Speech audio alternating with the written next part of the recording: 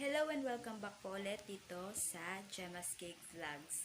Ngayon tuturuan ko po kayo kung paano gumawa ng Zanzibar Cake in a tub. So isa to sa mga best sellers ko pero minsan ko lang gawin kasi um, nahihirapan akong gawin lalo na pag may kasabay itong silbanas. Kasi almost same sila ng ingredients, sa toppings lang nagkakaiba.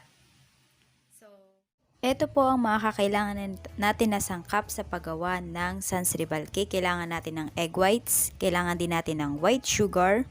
White sugar lang po yung gamitin nyo. Kailangan din natin ng ground cashew nuts plus flour. Yung exact measurements matatagpuan nyo po sa description box below. I-check nyo na lang po. Kailangan din natin ng softened butter. Pwede kayong gumamit ng salted or unsalted, kahit ano pong gusto nyo. Kailangan din natin ng condensed milk, vanilla extract. Fair na po yung ginagamit ko kasi sobrang subok ko na yan for 5 years. Kailangan din natin ng chopped cashew nuts. So, yan lang po ang ating mga kakailanganin. At kailangan din pala natin ng cream of tartar bago ko makalimutan. Kung wala kayong cream of tartar, pwede po kayong gumamit ng white vinegar. Same amount. At kailangan din natin ng piping bag. Disposable piping bag. Makakabili po kayo niyan sa inyong mga baking supply store. Gagamit din ako ng jelly roll pan, pero kahit anong baking pan pwede. At ilaline ko lang siya with foil. Mamaya papakita ko kung paano ko nilagyan ng outline. So dito sa ating egg whites, dapat yung bowl nyo malinis, dried, walang oil, at yung egg whites nyo mismo ay dapat walang egg yolks na kasama. Kahit konting-konti lang. Syempre dapat mahalaga na fresh yung gagamitin nyo. Pati yung mixer nyo or yung beater nyo dapat dried din, as in malinis. So, beat lang natin to for medium speed muna. Hanggang sa maging maliliit na yung bubbles nung ating meringue. Tapos, ilagay nyo na yung cream of tartar or vinegar, kung vinegar yung gagamitin nyo. Sa sugar naman, dahan-dahan lang yung pag-a-add natin. Parang 1 tablespoon at a time. Kasi kapag binigla nyo, may tendency na bababa yung ating mixture. So, ang ginagawa ko dati is, hinahalo ko na yung asukal dun sa egg whites bago ko pa siya i-beat. Ang napapansin ko is, mas matagal siyang haluin. Or mas matagal siyang i-mix. At saka hindi siya ganun kataas kapag na beat na. So, ang hinahanap natin dito is soft peaks. Papakita ko po sa inyo kung ano yung itsura ng soft peaks. So, around 3 to 5 or 3 to 6 minutes ko lang yung binit. So, ayan po yung itsura ng soft peaks. Kailangan yung pinakadulo niya is nakatupi. Yan yung tamang beating para sa ating meringue. So, lagay na natin yung ground cashew nuts tsaka yung flour. I-mix nyo lang. So, ang gagawin nyo dito is folding method. Kasi kapag hinalo nyo lang to ng halo lang talaga is magde-deflate siya. Tapos, wag nyo din nga palang i-over mix or yung sa beater, diba? Wag nyo i-over mix or i-over beat yung ating meringue kasi magtutubig din siya. So, ayan. Basically, gusto lang nating maghalo yung dalawang component. Ayan. Tapos, ganito yung gawin nyo doon sa inyong foil. Foil yung ginagamit ko kasi mas madali siyang alisin. Sa totoo lang, kapag gumamit kayo ng parchment paper, nasisira yung mga gawa kong meringue wafer. So, ayan, nakita nyo kung paano ko ginawa. Depende sa inyo kung gaano kalaki yung paglalagyan nyo. Iyon yung gawin yung sukatan. Kasi ako sa 750 ml ko siya ilalagay. So, tamang-tama na yung ganyang kalaki. So, kuhanin nyo na yung piping bag at saka maglagay na tayo ng meringue. Guntingin nyo lang yung dulo. And then, magpa-pipe na tayo. Sundin nyo lang yung outline na ginawa nyo. Tapos lagyan nyo nga pala yung ilalim yung pinakapan para hindi siya hanginin kapag nasa loob na ng oven. So, ayan. Sundin nyo lang yung outline na ginawa nyo. Yung kapal naman, depende na sa inyo kung gaano kakapal yung gusto nyo. Pati yung yield, makikita nyo dun sa description box below kung ilan ba yung nagawa ko sa recipe na to.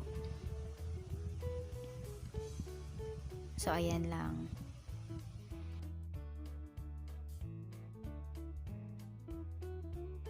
Pag na-pipe nyo na po, diretso nyo na sa oven. Kaya mahalaga naka-preheat na yung oven nyo bago pa man kayo magsimula. Sa baba ko muna siya ilalagay and after 10 to 15 minutes, ilalagay ko siya sa taas. Lulutuin ko na din yung cashew. Isasabay ko na siya dun sa merang wafer natin.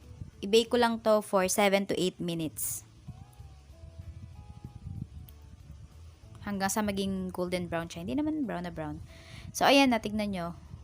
Pwede na to kasi luto na yung ilalim niya. Lalagay ko na siya sa ibabaw hanggang sa maluto siya. Tapos kapag nag-brown na talaga siya or golden brown na siya, papatayin ko na yung oven. Tapos iiwan ko hanggang sa bumaba na yung temperature ng oven ko. Hanggang sa maging 0 kung 0 yung pinakamababa. So, ito, kung may magtatanong, pwede po ba na hindi ko muna ilagay yung nahalo kong merang? Hindi po, kailangan ilagay nyo kagad kasi magtutubig siya. Though, pwede nyo siyang gamitin, pero iba na yung magiging texture niya. Tapos, sobrang flat na flat kasi nga, nag-deflate na. So, dapat, kung maliit yung oven nyo, half recipe lang yung gamitin nyo para hindi kayo masayangan. After 2 hours yata, luto na yung aking merang. So, ayan, 10 minutes ko palang napapatay yung oven, yung fire niya. Tinanggal ko na yung isa, yung maputi yung side. So, yung isa naman, as in tinapos ko na mababa na yung temperature ng oven ko. So, wag nyong gagawin yung una kong ginawa. Hintayin nyo talaga na bumaba yung temperature ng oven nyo. Kasi ang gusto natin dito is ma-dry yung ating merang wafer. So, proceed na tayo dito sa ating frosting. So, i-beat nyo lang for 7 to 8 minutes yung inyong butter, softened butter.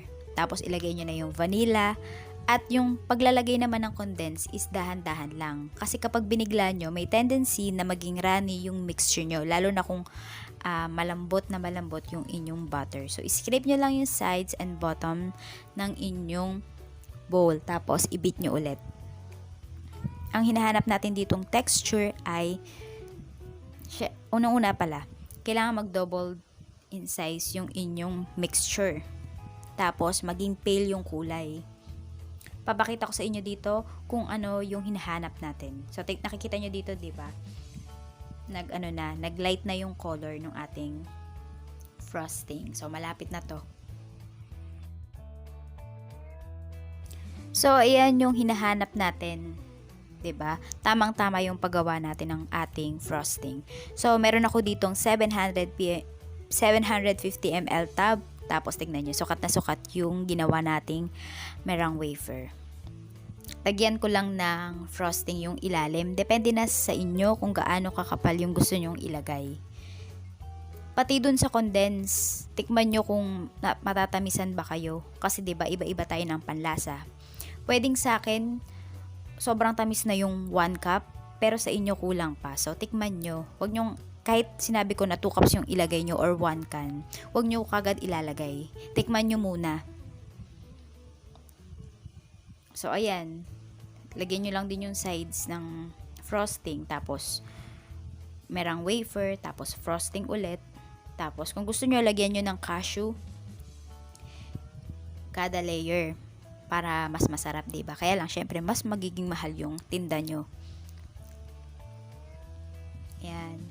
So, ito is 4 layers. Pero kung bababaan nyo, pwede kayong gumawa ng 2 layers lang ng merang wafer. Again, nasa inyo kung gaano kadaming frosting yung ilalagay nyo. Okay, bago kayo magbenta ng isang product, i-taste test nyo muna at i-perfect nyo bago kayo magbenta. Kasi ganito yan. Pwedeng sa first time na ginawa nyo yun is perfect. Pero sa second time, nung magbebenta na kayo, is palpak. Kaya dapat alam nyo muna yung mga tama at mali talaga sa paggawa nung isang recipe. Okay, ito last na to. Ayan. Smoothen lang natin. And lalagyan ko na siya ng toppings. So ako madami akong maglagay ng toppings kasi gusto ko satisfied yung mga customers ko or yung mga clients ko na bibili sa akin na hindi nila sasabihin na ay yung tab lang yung binayaran ko or yung container lang. Gusto ko masasabi nila na sulit yung binayad nila. So yung iba ganyan lang maglagay o minsan nga mas konti pa, 'di ba? So ako madami talaga. Nasa inyo na yon kung gaano kadaming toppings yung ilalagay nyo. And kung gusto nyo palang malaman kung paano mag-costing, meron akong video. Ililink ko na lang din sa ibaba, dun sa description box below.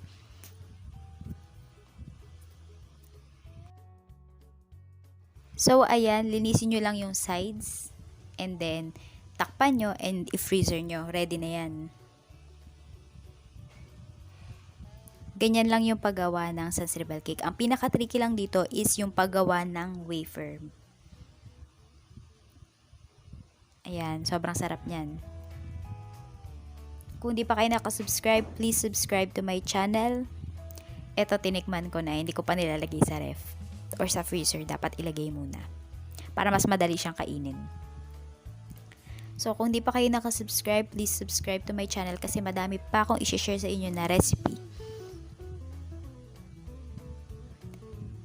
Thank you for watching, guys. See you again on my next video. Bye!